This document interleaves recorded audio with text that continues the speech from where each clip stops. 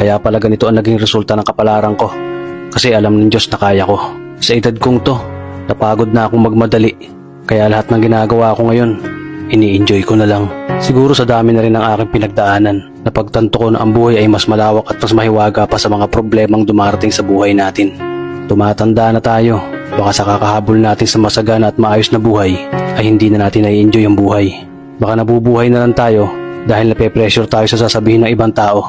Marami na rin akong mga naging maling desisyon sa buhay, pero lahat yun nagsilbing aral sa akin at natuto ako sa mga pagkakamali ko. May mga taong sobra nating mamahalin at bibigyan ng halaga, pero ibabalik lang sa atin ay kabiguan at matinding trauma. Kaya wag nating lilingunin ng mga taong tulad nila dahil mas payapa kapag hindi ka na interesadong malaman pa kung ano pang balita sa kanila. At wag mong idepende ang sarili mo sa kahit kanino. Tandaan mo, kahit sarili mong anino, iiwan ka din nito kapag madilim na ang paligid mo. Kailangan natin matutunan na huwag ikumpara ang sarili natin sa iba dahil hindi natin laban ang laban nila. Karera mo to, di nila karera. Dahil ang buhay ay hindi naman nasusukat sa kung sino ang mayaman, kundi kung sino ang payapa.